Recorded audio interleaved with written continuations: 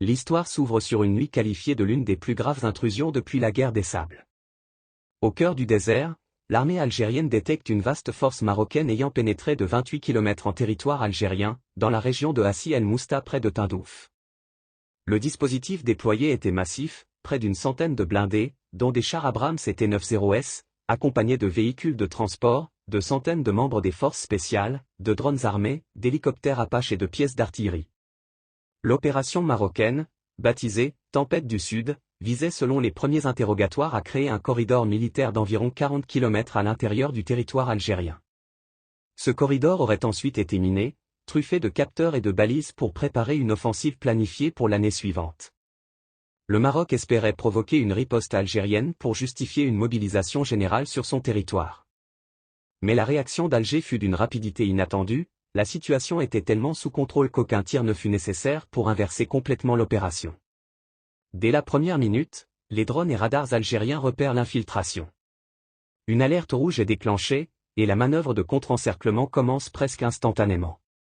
Des bataillons de blindés convergent silencieusement, soutenus par des dizaines d'hélicoptères, des drones kamikazes et une couverture anti-aérienne complète. En parallèle, un énorme dôme électronique est déployé, brouillant totalement les communications marocaines sur plus d'une centaine de kilomètres. En moins d'un quart d'heure, la colonne marocaine se retrouve piégée dans une sorte de cul-de-sac naturel, éclairée en permanence par les drones algériens qui guident les forces au sol. Face à cette situation, plusieurs messages de reddition sont diffusés en darija et en français. Une tentative marocaine de s'échapper tourne au désastre, plusieurs dizaines de véhicules sont neutralisés, et les hélicoptères Apache qui tentaient de décoller sont abattus en quelques secondes par des drones de haute endurance. L'intégralité de la force engagée est neutralisée. Des centaines d'hommes se rendent, et aucun soldat algérien n'est touché.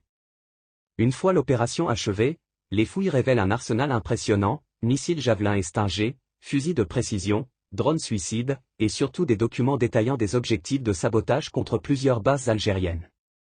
Un ordre de mission signé par un haut général marocain confirme que l'objectif était de créer un fait accompli avant un sommet international prévu quelques mois plus tard. Les prisonniers sont immédiatement transférés à Tindouf, tandis que l'Algérie publie presque une heure de vidéos montrant l'encerclement, la reddition et les premiers aveux.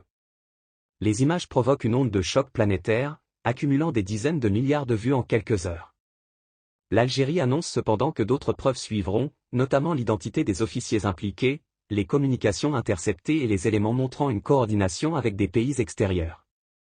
La frontière ouest est alors déclarée « ligne de feu », totalement verrouillée. Les interrogatoires débutent rapidement. Le colonel marocain capturé affirme que l'opération avait été validée par les plus hautes autorités marocaines. Il explique que la mission reposait sur l'idée erronée que l'Algérie était absorbée par d'autres fronts, alors qu'en réalité les drones algériens avaient détecté les préparatifs marocains plusieurs heures avant l'intrusion.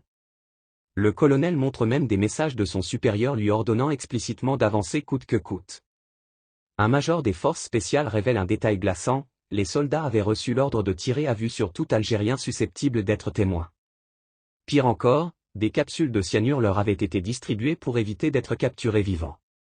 On leur avait assuré que Tindouf serait récupéré, sans guerre. Un capitaine signale également une coordination active avec une base israélienne située à Guelmim, dont les instructeurs pilotaient certains drones utilisés durant l'opération. L'Algérie réagit alors par une série impressionnante de ripostes. La première frappe mobilise 240 drones qui détruisent en moins de 2 heures plusieurs bases marocaines, y compris le poste de commandement israélien. Des dépôts logistiques et des dizaines de blindés sont neutralisés. La deuxième riposte prend la forme d'une vaste cyberattaque qui paralyse l'ensemble des réseaux militaires marocains pendant 12 heures.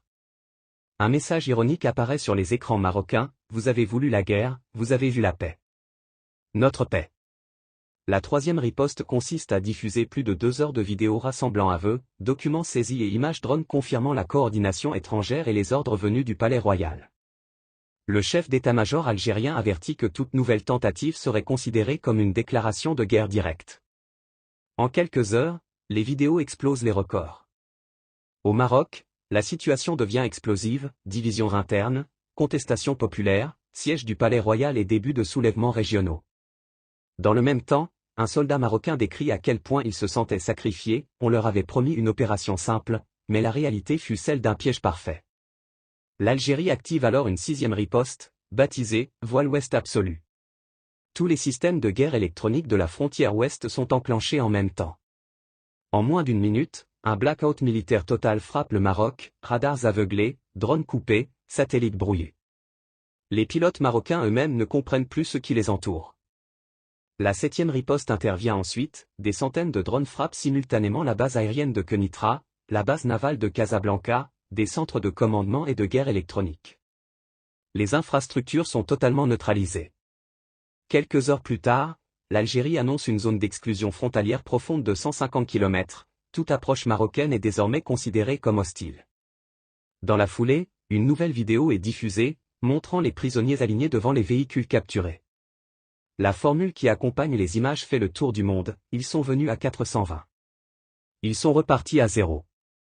Au Maroc, l'effondrement politique s'accélère, le palais royal est encerclé, l'armée se fracture, des insurrections éclatent, et le roi est finalement exfiltré. À l'inverse, l'Algérie reste dans un calme absolu, frontières fermées, armée déployée, drones en surveillance permanente. Chaque Algérien, dans ce récit, a désormais la certitude qu'aucun soldat marocain ne pourra plus jamais franchir la frontière sans être immédiatement neutralisé. L'histoire insiste ensuite sur un changement durable. Selon cette narration, l'Algérie a brisé les illusions marocaines concernant une avancée possible vers l'ouest algérien. La ligne n'est plus une simple frontière mais une muraille vivante, électronique et blindée. Au lever du jour, une nouvelle riposte est déclenchée, activant la seconde phase d'un gigantesque dispositif militarisé couvrant l'ensemble du front ouest. Des milliers de blindés, de drones et de batteries antiaériennes sont déployés, prêts à riposter en quelques minutes. Des missiles à portée intermédiaire sont mis en alerte permanente. L'Algérie étend ensuite une zone stratégique supplémentaire et publie des preuves définitives, aveux complets, documents signés, images drones, communications interceptées. Dans les heures qui suivent, les vidéos atteignent des dizaines de milliards de vues. Au Maroc, la situation se transforme en crise nationale. En Algérie, la stabilité demeure totale.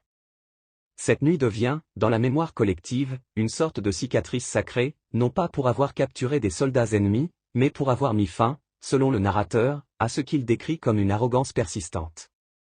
Le récit conclut que cette nuit-là marque la fin d'un « ancien monde », celui où le Maroc pensait pouvoir prendre un mètre de territoire algérien.